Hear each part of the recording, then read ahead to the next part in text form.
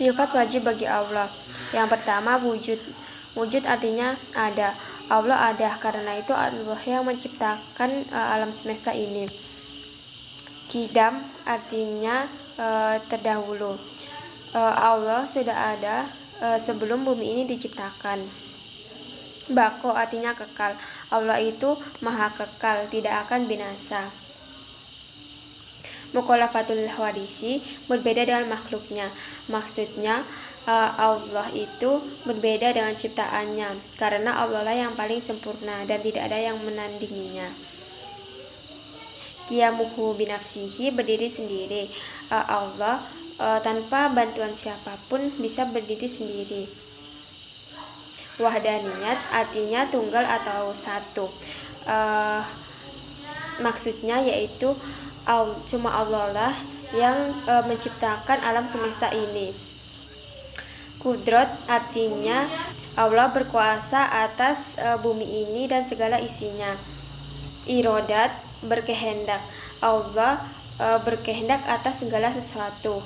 Jika Allah mengatakan terjadi, maka terjadilah, dan tidak ada yang bisa menghalanginya. Ilmun artinya mengetahui. Allah mengetahui apapun yang manusia perbuat di dunia. Hayat artinya hidup. Allah itu hidup dan tidak akan binasa. Sama artinya mendengar. Allah itu mendengar apapun yang manusia lakukan di dunia ini dan tidak ada yang bisa menyembunyikan. Basor artinya melihat. Allah melihat atas segala sesuatu yang dilakukan hambanya semasa hidup di dunia. Kalam artinya berfirman. Allah berfirman dan berkata dengan sempurna tanpa bantuan siapapun. Qadiran, berkuasa. Allah berkuasa atas semua isi yang ada di alam semesta ini. Muridan, berkehendak. Allah telah mentakdirkan siapapun dan tidak ada yang bisa menolaknya. Aliman, mengetahui. Allah mengetahui segala sesuatu dan tidak ada yang bisa menyembunyikannya. Hayan artinya hidup. Allah maha hidup dan tidak ada yang bisa membinasakannya.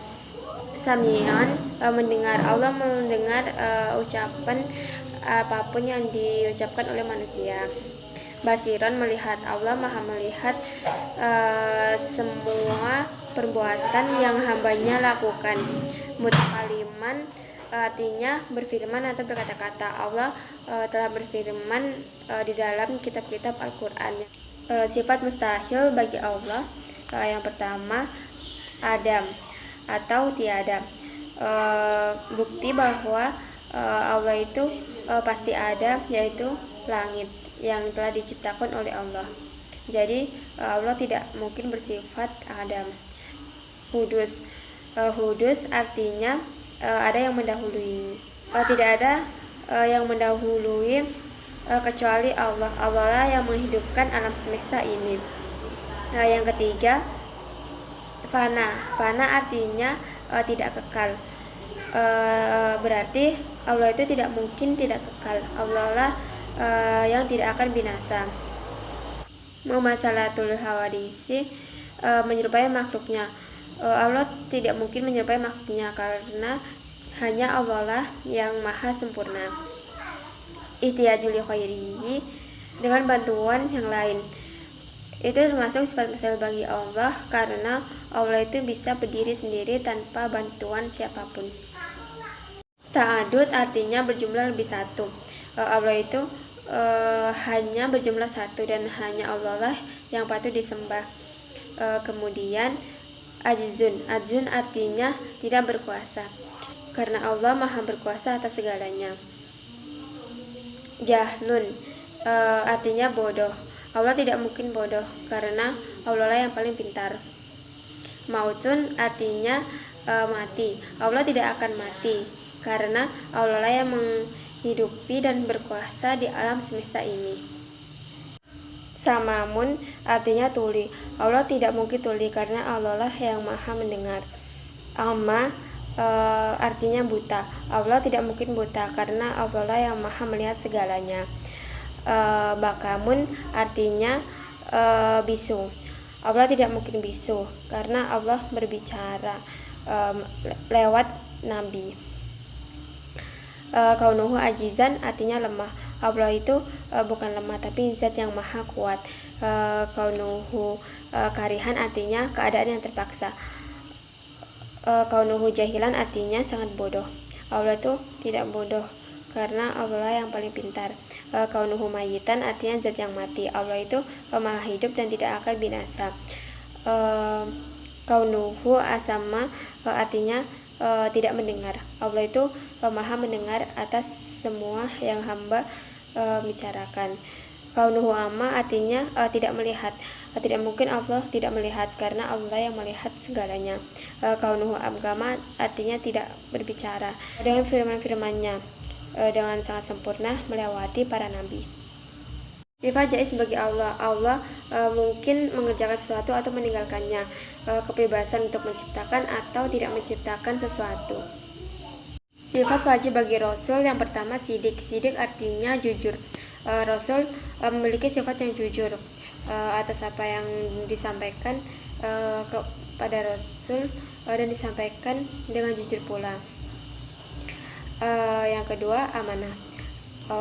Rasul memiliki sifat amanah karena Allah berbicara melalui para rasul dan rasul tersebut memegang amanah itu untuk menyampaikan.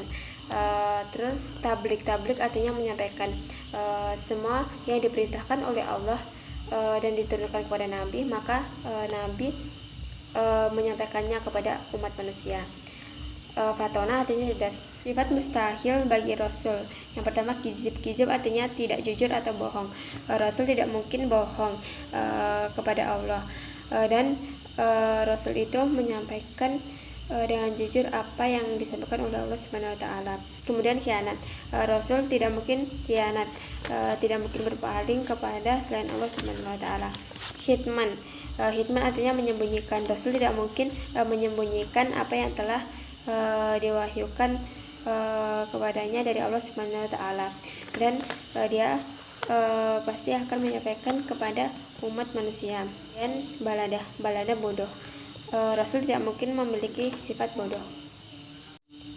Sifat jaiz Rasul yaitu Rasul itu memiliki sifat seperti manusia, yaitu memiliki rasa lapar, memiliki rasa sakit, memiliki rasa sayang dan selayaknya sifat seperti manusia.